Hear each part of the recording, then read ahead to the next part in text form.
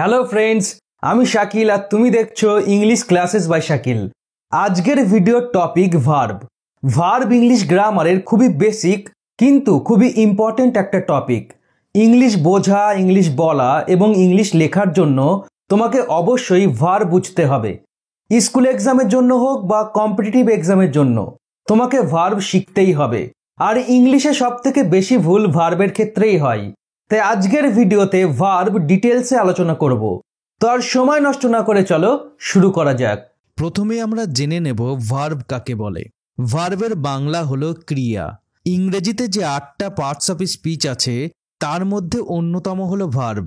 ছোটবেলা থেকে আমরা জেনে এসেছি যে শব্দ দ্বারা কোনো কাজ করা, হওয়া অথবা কোনো অবস্থান বর্ণনা করা হয় তাকে ভার্ব বলে। ভার্বের এক্সাম্পল যেমন কাম মানে আসা, আসা একটা কাজ, তাই কাম একটা ভার্ব। গো মানে যাওয়া, যাওয়াও একটা কাজ। সি মানে দেখা, দেখাও একটা কাজ। প্লে মানে খেলা করা। ওয়াক মানে হাঁটা, হাঁটাও একটা কাজ।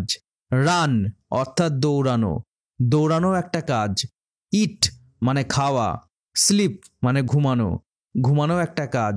বাই মানে কেনা, কেনাও একটা কাজ। রাইট অর্থাৎ লেখা। গিভ মানে দেওয়া, দেওয়াও একটা কাজ। আন্ডারস্ট্যান্ড অর্থাৎ বোঝা, বোঝাও একটা কাজ। সিং অর্থাৎ গান করা, গান করাও একটা কাজ, তাই সিং একটা ভার্ব।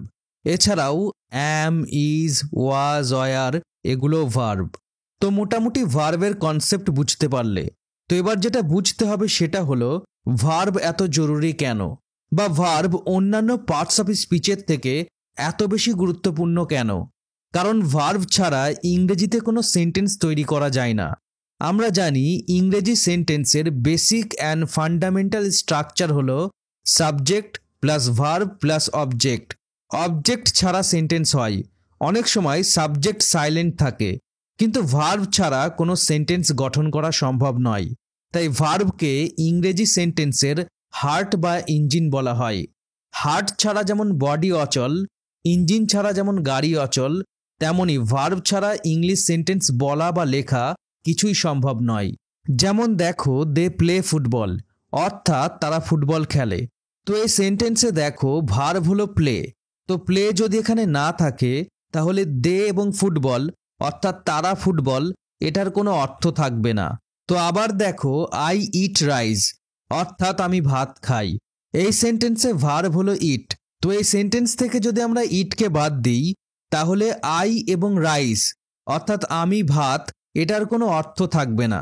তো বুঝতেই পারলে ভার্ব ছাড়া সেন্টেন্স সম্ভব নয়। তো এবার আমরা জানবো ভার্বকে কয় ভাগে ভাগ করা যায়। ব্রডলি ভার্বকে সাধারণত 2 ভাগে ভাগ করা যায়। এক হচ্ছে ডাইনামিক বা অ্যাকশন ভার্ব, আর 2 স্টেটিভ ভার্ব বা নন অ্যাকশন ভার্ব। তো এবার আমরা প্রথমেই জেনে নেব ডাইনামিক বা অ্যাকশন ভার্ব কি। যে ভার্ব কোনো অ্যাক্টিভ ফিজিক্যাল ওয়ার্ক অর্থাৎ সক্রিয় শারীরিক কাজের বর্ণনা করে এবং যে ভার্বকে প্রয়োজনে কন্টিনিউয়াস টেন্সে ব্যবহার করা যায় তাকে ডাইনামিক বা অ্যাকশন ভার্ব বলে। তো অ্যাকশন ভার্বের এক্সাম্পল হলো রান অর্থাৎ দৌড়ানো, দৌড়ানোর জন্য ফিজিক্যাল এনার্জি অর্থাৎ শারীরিক শক্তির প্রয়োজন হয়।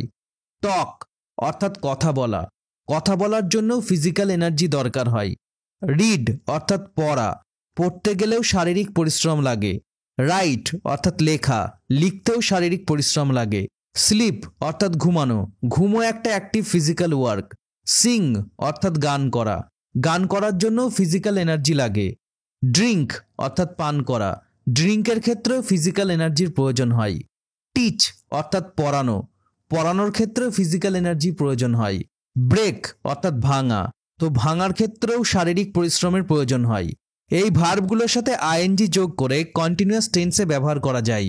যেমন দ্য বয় ইজ রানিং, অর্থাৎ ছেলেটি দৌড়াচ্ছে, এটা হলো প্রেজেন্ট কন্টিনিউয়াস টেন্স। এই সেন্টেন্সে দেখো রান ভার্বের সাথে আইএনজি যোগ হয়েছে। I am writing a poem, অর্থাৎ আমি একটা কবিতা লিখছি, এটাও প্রেজেন্ট কন্টিনিউয়াস টেন্স। এই সেন্টেন্সে দেখো রাইট ভার্বের সাথে আইএনজি যোগ হয়েছে। হি ওয়াজ স্লিপিং, সে ঘুমাচ্ছিল, এটা পাস্ট কন্টিনিউয়াস টেন্স। এই সেন্টেন্সে দেখো স্লিপ ভার্বের সাথে আইএনজি যোগ হয়েছে। The teacher is teaching English, অর্থাৎ শিক্ষক মহাশয় ইংরেজি পড়াচ্ছেন, এটা প্রেজেন্ট কন্টিনিউয়াস টেন্স।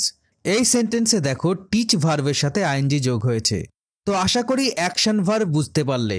এবার দেখো স্টেটিভ ভার্ব বা নন অ্যাকশন ভার্ব। যে ভার্ব কোনো সক্রিয় শারীরিক কাজের বর্ণনা না করে কোনো কাজের কি অবস্থা সেটা বর্ণনা করে তাকে স্টেটিভ ভার্ব বা নন অ্যাকশন ভার্ব বলে। তো বলতে পারো এই ভার্ব ইমোশন, পজেশন, সেন্স ও থট অর্থাৎ আবেগ, অনুভূতি, অধিকারবোধ ও চিন্তাভাবনা প্রকাশ করতে ব্যবহার করা হয়। তো নন অ্যাকশন ভার্বের এক্সাম্পল হলো লাভ অর্থাৎ ভালোবাসা, হেট অর্থাৎ ঘৃণা করা, সি অর্থাৎ দেখা, হিয়ার অর্থাৎ শোনা, সিম অর্থাৎ মনে হওয়া, নো অর্থাৎ জানা, বিলিভ মানে বিশ্বাস করা, রিমেম্বার অর্থাৎ মনে করা, আন্ডারস্ট্যান্ড অর্থাৎ বোঝা, ফিল অর্থাৎ অনুভব করা, হ্যাভ অর্থাৎ থাকা, নিড অর্থাৎ প্রয়োজন হওয়া। তো এই ভার্বগুলোর ক্ষেত্রে কোনো অ্যাক্টিভ ফিজিক্যাল এনার্জি অর্থাৎ সক্রিয় শারীরিক পরিশ্রমের প্রয়োজন পড়ে না।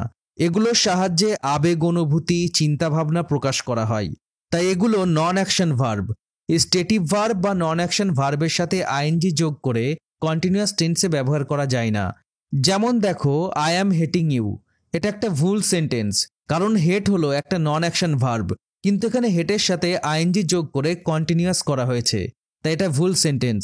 তো সঠিক সেন্টেন্সটা হবে আই হেট ইউ।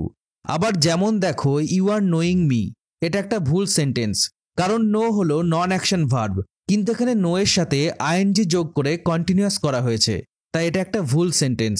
সঠিকটা হলো ইউ নো মি। তবে এক্ষেত্রে জেনে রাখো কিছু নন অ্যাকশন ভার্ব আছে, যেমন see, hear, have, feel, taste, smell. এগুলো ভিন্ন অর্থে কন্টিনিউয়াস টেন্সে ব্যবহার হতে পারে। যেমন I am sing you letter today. তো আমরা জানি সি হলো নন অ্যাকশন ভার্ব, কিন্তু এখানে সি এর সাথে আইএনজি যোগ করে কন্টিনিউয়াস করা হয়েছে। তাহলে মনে হতে পারে এই সেন্টেন্সটা ভুল, কিন্তু এটা একটা সঠিক সেন্টেন্স, কারণ এখানে সি এর অর্থ দেখা নয়, এখানে সি এর অর্থ হলো মিট অর্থাৎ দেখা করা। তো I am sing you letter today এই সেন্টেন্সটার অর্থ হলো আমি তোমার সাথে দেখা করার প্ল্যান করেছি। নেক্সট আর একটা এক্সাম্পল দেখো, হি ইজ হ্যাভিং ডিনার। তো আমরা জানি হ্যাভ হলো একটা নন অ্যাকশন ভার্ব, কিন্তু এখানে হ্যাভের সাথে আইএনজি যোগ করে কন্টিনিউয়াস করা হয়েছে। তাহলে মনে হতে পারে এই সেন্টেন্সটা ভুল, কিন্তু এটা একটা সঠিক সেন্টেন্স, কারণ এখানে হ্যাভের অর্থ ইট অর্থাৎ খাওয়া। তাই হি ইজ হ্যাভিং ডিনার এই সেন্টেন্সটার অর্থ হলো সে ডিনার খাচ্ছে। তো আশা করি স্টেটিভ ভার্ব বা নন অ্যাকশন ভার্ব বুঝতে পারলে। তো এবার দেখো সমস্ত ভার্বকে অ্যাকশনের ভিত্তিতে আমরা দুই ভাগে ভাগ করতে পারি, এক মেন ভার্ব আর দুই অক্সিলারি ভার্ব বা হেল্পিং ভার্ব। তো এবার আমরা প্রথমেই দেখে নেব মেন ভার্ব। যে ভার্ব বাক্যের প্রধান কাজ প্রকাশ করে এবং যে ভার্ব দ্বারা বাক্যের অর্থ সম্পূর্ণ হয় তাকে মেন ভার্ব বলে। মেন ভার্ব হেল্পিং ভার্ব ছাড়া একাই কাজ করতে পারে এবং মেন ভার্ব বাক্যের সাবজেক্ট, নাম্বার ও টেন্স অনুযায়ী পরিবর্তন হয়।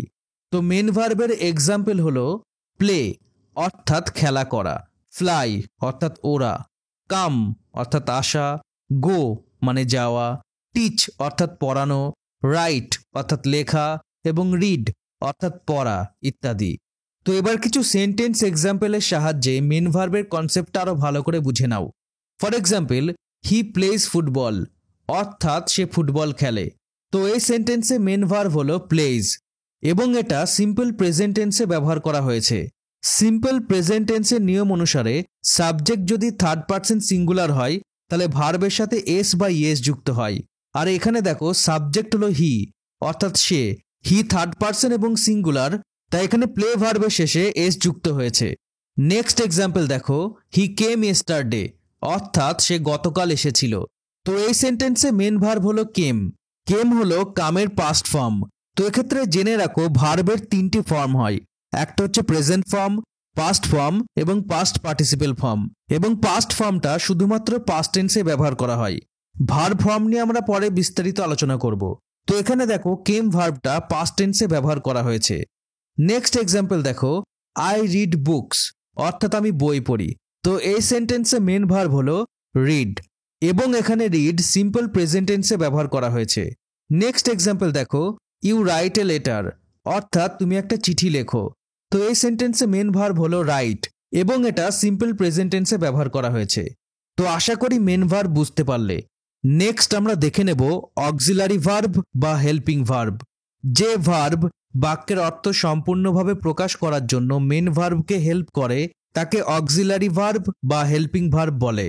অক্সিলারি ভার্ব টেন্স গঠনে মেন ভার্বকে সাহায্য করে। অক্সিলারি ভার্বের আলাদা কোনো অর্থ নেই।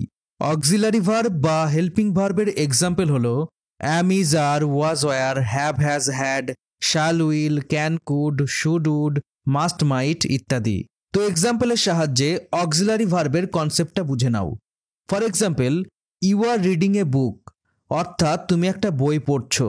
তো এই সেন্টেন্সে দেখো রিডিংটা হলো মেন ভার্ব এবং আরটা হলো হেল্পিং ভার্ব। এক্ষেত্রে আর রিডিং ভার্বটাকে কন্টিনিউয়াস টেন্স গঠনে সাহায্য করেছে। এখানে আর এর কোনো আলাদা অর্থ নেই। নেক্সট এক্সাম্পল দেখো, হি ইজ প্লেয়িং, অর্থাৎ সে খেলা করছে। তো এই সেন্টেন্সে দেখো মেন ভার্ব হলো প্লেয়িং, এখানে ইজ হলো হেল্পিং ভার্ব। এখানে ইজের আলাদা করে কোনো অর্থ নেই। ইজ এখানে প্রেজেন্ট কন্টিনিউয়াস টেন্স গঠনে সাহায্য করেছে। নেক্সট এক্সাম্পল দেখো, রোহন হ্যাজ গন দেয়ার, অর্থাৎ রোহন সেখানে গেছে। তো এখানে দেখো মেন ভার্ব হলো গন এবং হেল্পিং ভার্ব হলো হ্যাজ। এখানে হ্যাজের আলাদা করে কোনো অর্থ নেই। হ্যাজ এখানে প্রেজেন্ট পারফেক্ট টেন্স গঠনে মেন ভার্বকে সাহায্য করেছে। নেক্সট এক্সাম্পল দেখো, আই ক্যান সুইম, অর্থাৎ আমি সাঁতার কাটতে পারি। তো এখানে মেন ভার্ব হলো সুইম এবং হেল্পিং ভার্ব হলো ক্যান। ক্যানের এখানে আলাদা করে কোনো অর্থ নেই। ক্যান এখানে সিম্পল প্রেজেন্ট টেন্স গঠনে মেন ভার্বকে সাহায্য করেছে। তো এক্ষেত্রে জেনে রাখো কিছু অক্সিলারি বা হেল্পিং ভার্ব মেন ভার্ব হিসেবে কাজ করে। যেমন দেখো, ইউ আর ইন্টেলিজেন্ট, অর্থাৎ তুমি বুদ্ধিমান। এই সেন্টেন্সে আর কিন্তু হেল্পিং ভার্ব নয়, এক্ষেত্রে আর মেন ভার্ব হিসাবে কাজ করছে। নেক্সট এক্সাম্পল দেখো, হি হ্যাজ এ কার, অর্থাৎ তার একটা গাড়ি আছে। তো এই সেন্টেন্সে হ্যাজ কিন্তু হেল্পিং ভার্ব নয়, এখানে হ্যাজ একটা মেন ভার্ব হিসাবে কাজ করছে। তো এবার কিছু সেন্টেন্স থেকে মেন ভার্ব এবং অক্সিলারি বা হেল্পিং ভার্ব আইডেন্টিফাই করা যাক। তো প্রথম সেন্টেন্সটা দেখো, Riya has finished her homework, অর্থাৎ রিয়া তার হোমওয়ার্ক শেষ করেছে। তো এই সেন্টেন্সে দেখো মেন ভার্ব হলো ফিনিশড আর হেল্পিং ভার্ব হলো হ্যাজ। হ্যাজ এখানে প্রেজেন্ট পারফেক্ট টেন্স গঠনে মেন ভার্বকে সাহায্য করেছে। নেক্সট এক্সাম্পল দেখো, my mother is cooking biryani, অর্থাৎ আমার মা বিরিয়ানি রান্না করছে। তো এই সেন্টেন্সে মেন ভার্ব হলো কুকিং আর হেল্পিং ভার্ব হলো ইজ। এখানে ইজ প্রেজেন্ট কন্টিনিউয়াস টেন্স গঠনে মেন ভার্বকে সাহায্য করেছে। নেক্সট এক্সাম্পল দেখো, my brother is very lazy, অর্থাৎ আমার ভাই খুব অলস। তো এই সেন্টেন্সে দেখো আমরা একটাই ভার্ব দেখতে পাচ্ছি, সেটা হলো ইজ। তো এই সেন্টেন্সে ইজ মেন ভার্ব হিসাবে কাজ করছে। নেক্সট এক্সাম্পল দেখো, ইউ শুড গো দেয়ার, তোমার সেখানে যাওয়া উচিত। তো এই সেন্টেন্সে দেখো গো হলো মেন ভার্ব আর শুড হলো হেল্পিং ভার্ব। তো আশা করি মেন ভার্ব এবং অক্সিলারি বা হেল্পিং ভার্ব বুঝতে পেরেছো। নেক্সট ভিডিওতে অর্থাৎ এই ভিডিওর পার্ট 2তে মেন ভার্ব এবং অক্সিলারি বা হেল্পিং ভার্ব আরও বিস্তারিতভাবে আলোচনা করব এবং আরও অনেক ভার্ব বিস্তারিতভাবে আলোচনা করব। তো ভিডিওটা ভালো লাগলে এবং হেল্পফুল মনে হলে ভিডিওটা অবশ্যই লাইক করো এবং শেয়ার করো। আর খুব সহজে ইংরেজি শেখার জন্য English classes by Shakil YouTube channel এখনই সাবস্ক্রাইব করো। Thanks for watching, stay healthy, keep learning.